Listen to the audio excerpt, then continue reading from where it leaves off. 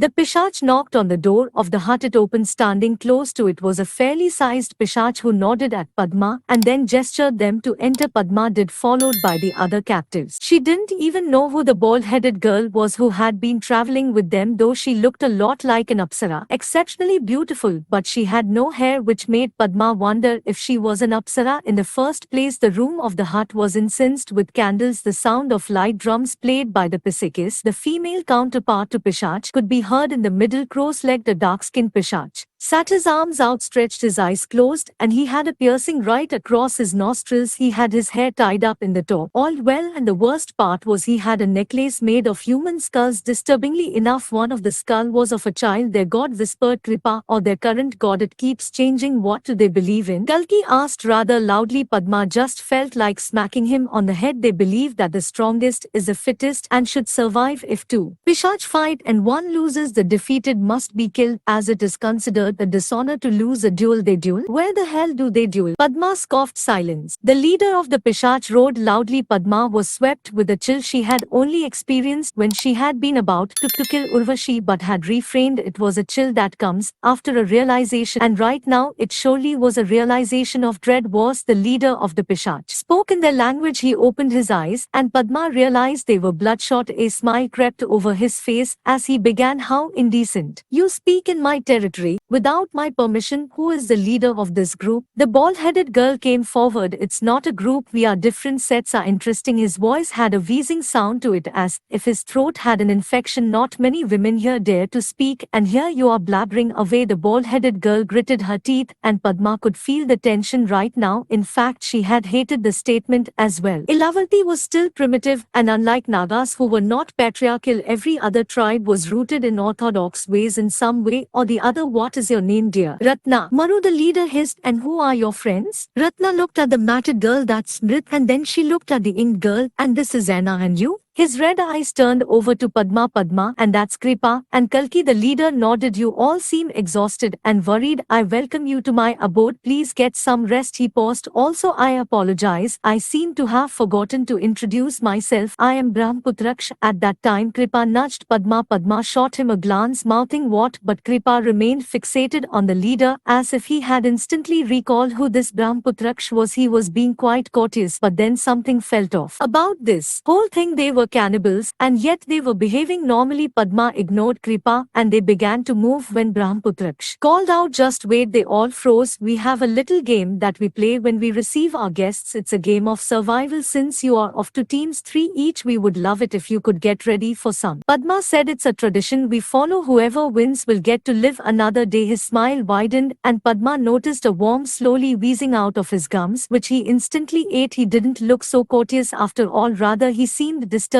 to even glance at. Our first duel will be with you. He pointed at Anna. And you. He pointed at Padma. Urvashi thought about a lot of things, but she wasn't allowed to execute any of them. Always under the protective arms of her father, Lady Urvashi had been homeschooled, home-trained in the arts of warfare, swordsmanship, or horse riding. With prominent military tacticians, she didn't have a lot of friends, and the one she had forged a bond with had been her guru, who had turned out to be a Vidyadhara. The guru hadn't told anyone except Lady Urvashi, for Vedanta was xenophobic and didn't want anyone but a Manav to train his daughter. Lady Urvashi, on the other hand, didn't care. She didn't mind if her guru was a part of an extinct tribe. She loved learning books, and most of all, she loved magic. She loved it to the point of being obsessed with it. She could never be a Vidyadhara, but that didn't mean she couldn't perform external magic. Vidyadharas were magicians. They looked like Manavs, ordinary men and women, though they could conjure magic tricks of their own. It could be as simple as creating things out of nothing, traveling to faraway places, and using control over elements of nature. They could do it in 2 ways: external magic and internal magic. Internal magic was the elemental form of magic, using fire, water, earth, and wind. Her guru had taught her that each Vidyadhara has a fragment of Indra, Vayu, Varun, and Agni with which they could use their powers, but not to a godly extent. They could slightly tap into it. External magic relied on using an object that held magical properties, like an amulet or a bracelet. Urvashi, being a Manav, could have control over external magic, and her guru had taught her something diabolical after she had urged him to. He had taught her how to hurt people without physically touching them. Urvashi had thought that impossible, but she got her proof soon, and when she saw Lady Durukti, the docile sister of Lord Kali, frantic and in need of help, Urvashi knew she could give a pretty good hand with her problem. Also, her guru had left to improve upon his craft, and she was all alone. She couldn't practice the magic, thus she could apply it in the best manner possible through Lady Durukti. I only have one request, she said to Durukti as they entered her chamber. Do not mention any of this to my father. Don't worry, I won't. Durukti nodded with disbelief. Sometimes Urvashi envied Lady Durukti for being a beauty. It was just so effortless for her, while Urvashi had to spend time to add shine to her hair and powder her face. Of course, Urvashi was young and still in the growing stage, but she knew she wanted to grow up and look like Lady Durukti. With her ravine black hair, full eyes, small mouth, and an angular jawline, she was everything that Urvashi wanted to be, and thank the gods, she had found Lady Durukti in the place which she frequented also. This doesn't change the fact that your brother and my father hate each other. We are not friends. I'm bored and you need help. Urvashi stated her intentions, though her voice was soft and childlike and didn't match the intended command. I know, I understand, Durukti. Durukti nodded again. It was like she didn't care much about her warnings, like she was still treating her like a child. Well, I will prove her wrong. All right, I would like you to do something for me. Urvashi began to fumble in the bag as she pulled up a wooden figurine. What is that? This is a wooden figure that I carved. My father thinks it's a hobby, and it is, but it is also a way to connect to a person. You can hurt them with this. For a young girl, you are quite a menace. Urvashi blushed. Oh, thank you very much, madam. She paused. Now, I want you to go to Simran and distract her while I pluck a hair from her head. Hair? Are you sure? Durukti's face contorted. Oh yes, because then we need to tie her hair around this figurine. Then what happens? You'll see. Durukti glumly nodded. I hope this works, girl, or what? Durukti was speechless. It'll be a waste of my time, that's it. And with that she stormed out of the room. Urvashi followed Lady Durukti while she studied the little architectural foliage of the entire fort. Lord Kali hadn't done much to the fort in terms of upgrading it, but he had managed to amp up his guards in number. He seemed paranoid since each new corridor had been stationed with 2 to 3 guards. As they reached the final door, Durukti stopped and took a deep breath. You know, I heard you had raided Shambhala. Why are you so scared of a mere handmaiden? She's a Vidyadhra, Durukti whispered, and I'm a woman of science. I don't know how to deal with someone who dabbles with magic. Urvashi patted her on the shoulder. Magic and science, as history has told, go along with each other. Durukti softly smiled before she knocked on the door. I will distract her. Why you? What will you do again? Don't worry about my plan. Before Durukti could protest, the door opened, revealing Simran. She was not as beautiful as Lady Durukti, and she had a large forehead which was awfully irritating about her. Also, she had 6 fingers in one of her hands. The extra one was protruding like some creature. Urvashi had heard about these defects, and if this defect would have been found in the Rakshas tribe, she would have found her home in the gutters. Not that Urvashi promoted this kind of behavior. My lady. Simran bowed. What were you doing? Durukti asked, retaining a blank expression on her face. Oh, she's playing well, my lady. I was sewing some of my torn clothes. All right, Durukti snapped loudly, which made no sense to Urvashi. There was an awkward silence. Urvashi realized that it was time for her to pitch in the conversation. You know, we were planning to go to the market and buy some fresh apples, and the Urvashi abruptly trailed off. She looked at Simran's hair and exclaimed, oh dear. What? Simran was confused, touching her hair in the process. What is that? Urvashi pointed at her hair. Nothing. What? Simran ruffled her hair even more. Now, dear,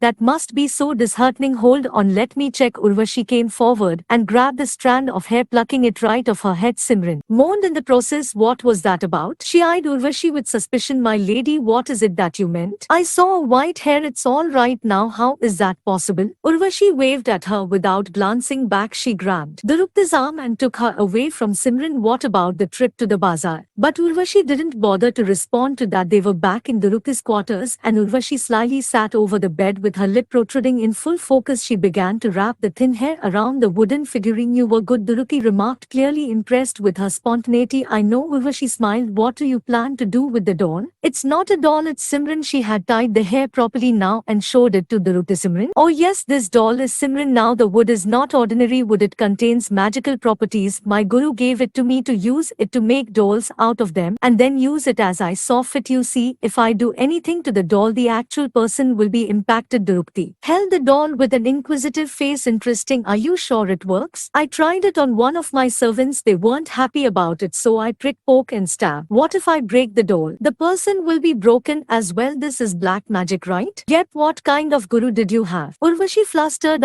I shouldn't have told you this, but since you are a tribal yourself, I didn't think before revealing my secret. Let's come back to the matter at hand. How will this doll help me get the truth out? You can just torture someone into doing your bidding. Urvashi clapped excitedly. Can I see when you do it? How are you even Vedanta's daughter? Urvashi sighed. It had often been said to her that she was mean, that she had a dark streak. She would never admit it to anybody, but she had never been afraid of bloodshed. But then again, she wasn't a bad person, and she would never hurt anyone intentionally. Lady Drupti had made the choice to hurt Simran as much as she wanted, making her the torturer. Thus this absolved Urvashi from her supposed crime. Urvashi's penchant for cruel and dark things didn't stem out of her mother's sudden death, but it had had its part to play. After her mother's passing, she had secluded herself from everyone, engaging in cruel acts against the local horses and even the soldiers. She would stab the animals in anger and then run away. Since she was the king's daughter, she had never been punished. She had calmed down a lot since then. There were a lot of feelings, emotions that she felt she should have, but she didn't care. The only emotions she now had were towards her father. Rest of the people were dolls and toys to play with. I still don't believe you. You know, Drupti's tongue lolled inside the cheek of her mouth, something Urvashi noticed that she did a lot. I am telling you the truth. This only works when you are in close proximity. How close are we talking about? Urvashi cheekily grinned. Let's test it out. Urvashi had knocked on the door of Simran and instantly rushed away from the scene to the farthest corner where Drupti was. They stood together, hidden at the end of the corridor, shrouded in the darkness. The door opened and Simran came out, looking left and right, hoping to see the person who had knocked. Now watch. Urvashi licked her lips as she took the doll, and with her metal hairpin she pricked its abdomen, and she did it so much that it pierced hard into the wood. Ouch! The sound didn't come from Simran, it was from Drupti. Wait, what? A confused Urvashi turned to see Drupti reel back over the floor, her tunic turning red from a wound at the very point that Urvashi had punctured the doll. Instantly realizing what had happened, Urvashi pulled out the pin and tossed it on the other side, sitting down on the floor and grabbing Drupti's head. She was worried, befuddled. I will call the aide. Don't worry, I don't know how this is. And she was left out of words when she saw Drupti's pale face. Blood was draining away from it. She had been careful. Magic was never supposed to work on the wrong target, but it had happened. She began to make a move when she realized that the hair thing wasn't working, perhaps because the magic had been reversed, but it could have been reversed only if Simran had known that the hair had been taken from her. The only way this could have happened was if Simran too had Drupti's hair at her disposal. Binding magic was quite a complicated affair, but in short, Simran had played them. Simran had realized that her hair had been plucked for the ritual, and she had reversed the effect towards Drupti. But when did Simran get Drupti's hair? Though it was no surprise, they were practically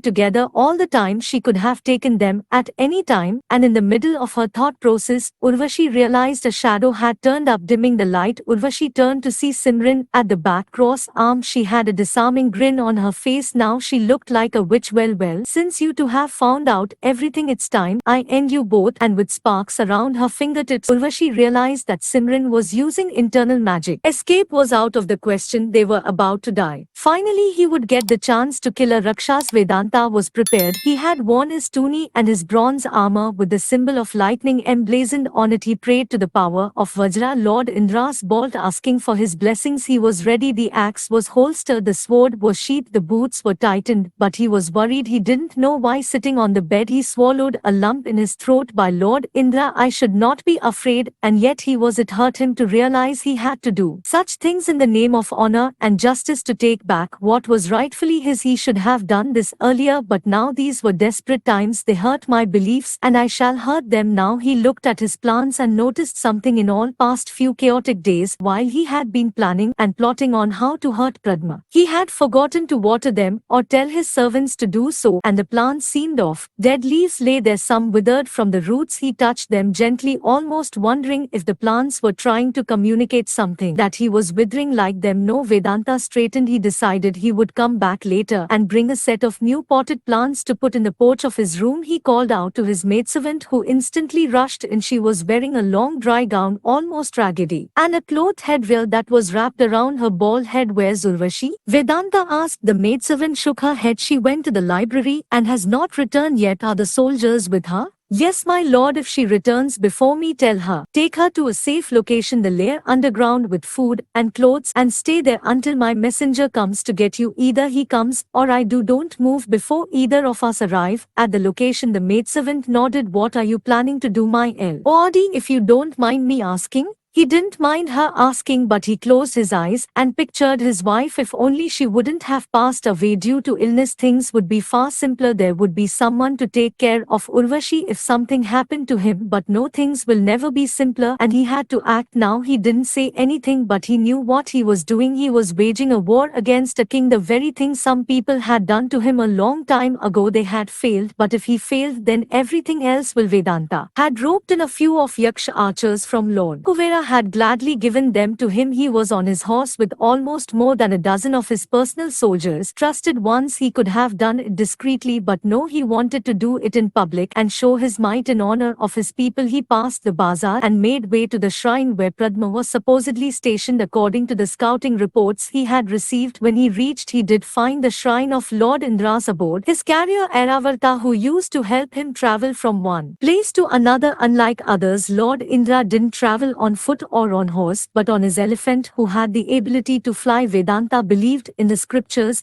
and how they were told, though many said Airavarta was an advanced form of a Vimana, which were flying machines fueled by Soma, but that was just nonsense. He saw Padma, who was speaking to some of his men. He was wearing a saffron-colored cloth wrapped around the body. His armor was glinting in the light, and a flimsy sword hung on his belt. Were hammering away, breaking apart. The shrine people had already begun to gather to see the spectacle, and Vedanta was feeling more confident than he should have. He was going to enjoy this. He had more men than Padma, and Padma, in comparison to Vedanta, looked weak and fiddle. Vedanta called out the Rakshas general. Padma turned confused, watching the army in surprise. Even his men stopped hammering and looked at Vedanta. Somewhere deep down, Vedanta felt triumph, and he cast his fears aside. What is the meaning of this, Lord Vedanta? Even for a Rakshas, Padma was quite decent. Rakshas were uncouth, foul-mouthed, rowdy creatures like Martanja. He was a menace wherever he went. "This is a rebellion against the actions performed by you and Kali," Vedanta announced. Dismounting from his horse, Vedanta peered across the skies. The rooftops of the tall buildings were lined up with Yaksh archers ready to hit if Padma tried to do something funny. "You are out of your mind. Go back to your home." Vedanta shook his head, laughed to himself as if he was witnessing some joke, and then he pulled out his sword. Vedanta did as well, gesturing the archers to not hit him. It was a duel between him and Padma. Not even Vedanta's soldiers intervened. They were just roaring and clapping for their true honorable king. Padma came forward with his sword, dashing it while Vedanta dodged it, deflecting metal with metal and hitting it right across the knee. He grabbed Padma from the waist and then pushed him forward, using his sword to parry, only to be deflected by Padma. "You cannot defeat me. I'm from the great Rakshas tribe. Watch me." The public was stunned, and all the noise in the background had gone silent. For Vedanta, that's what he had learnt in the sword-playing practices when he was young. Just focus on your opponent and you will only hear your opponent's movements, and that's what happened. Each step Padma took, Vedanta noticed it, calculated his counter move, and then dodged the incoming attack, and finally with one quick step he sliced through Padma's torso and with another swift action stabbed him in the eye. Blood spilled all over as Padma fell on the ground. Standing on top of him, Vedanta pulled out the sword and lifted it high up. Some men from the crowd beamed. His men roared with laughter and were clapping. The other Rakshas didn't interfere in the rejoicing moment of Vedanta as he came to them walking slowly. "I shall not kill you, for a king doesn't harm the innocent. Go to Kali and tell him that Vedanta is coming for his head." The Rakshas were confused, especially when Vedanta noticed blood trickling out of his body. He turned to see an arrow had pierced him in the back, which he hadn't realized. In a purge of happiness, he pulled that arrow out and looked up. The Yakshs had shot him down, and then the storm of arrows descended on him. Some tore through Vedanta's men and their horses as they collapsed. Some tried to defend themselves from the onslaught, but with the consecutive attacks, defense was out of the question. In a fit of rage, Vedanta cried out in fury as a volley of arrows was shot at him. 4 arrows simultaneously pierced him. He fell on the ground, dust swirling around him, his sword slipping from his grasp. As he looked up, he saw his men bloody and sprawled dead on the floor. The survivors were crying in pain. There was a stampede in the public and people were still trying to understand what was happening, and in the darkness that ensued from the corner of his eye he saw a large golden chariot upon which Saturday Kali a few as away from all the destruction with his soldiers flanked on each side. He was doing nothing but watching the mass slaughter, enjoying the bloody spectacle, and on Kali's side standing firmly and beaming with confidence was. It was a long walk. After coming to the shore opposite to the river, the Supans made them walk all the way. Mansa didn't give much thought to it as they were escorted to the military camp with swords being pointed at them in case they decided to attack, but Mansa didn't have the slightest intention to attack them. What she wanted to know was why would the Supans vow to destroy Vasuki's bloodline?